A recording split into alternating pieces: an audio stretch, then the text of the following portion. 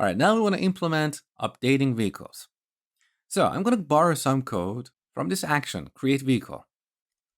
So select, duplicate. Now we need to make a few minor changes here. First, we should change HTTP post to HTTP put. And here in our route, we need to get a parameter ID. So earlier I applied this route attribute on the vehicle's controller. So all our routes start with /API/vehicles.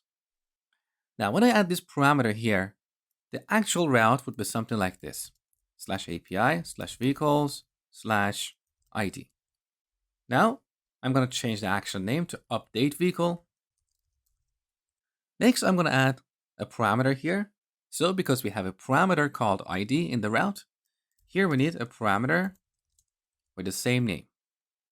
So in our action, we have two parameters: ID, which is in the route, and vehicle resource, which is in the body of the request. All right, so first we do model state validation. If it's invalid, we return bad request. So far, so good. Then we do the mapping. However, in this case, we want to read this vehicle from the database first. So context.vehicles.find async. We put the identifier here and await the result. So now we have a vehicle. Then when mapping a vehicle resource to a vehicle, we want to use this vehicle object that we loaded from the database. So we pass that as the second argument to the map method. So we map the vehicle resource to this vehicle object.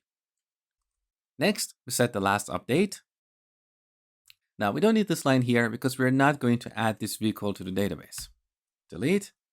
We save the changes and finally map the result back to a vehicle resource and return it to the client. Okay, now in Postman, I'm going to change the type of our request to a put request. And in the URL, I'm going to add the ID of one of our vehicles. Now send. Okay, we got an internal server error. And here's the exception. The property ID on entity type vehicle is part of a key and so cannot be modified or marked as modified.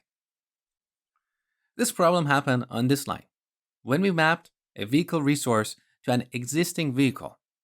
So AutoMapper set the ID property of the vehicle, and that's something that Entity Framework doesn't like because the ID property here is the key, and by definition, keys should not be modified.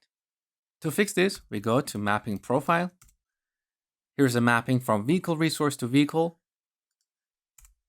I'm going to add for member v goes to v.id, operation goes to operation.ignore. So this way I tell AutoMapper to ignore mapping this property. Save. Okay, let's send one more request. Here's another exception. Violation of primary key constraint.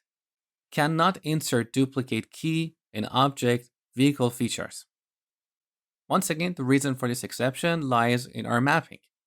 So when mapping this features property, note that we are creating new vehicle feature objects. Now for this vehicle that we're updating, this vehicle already has a feature with the ID 1.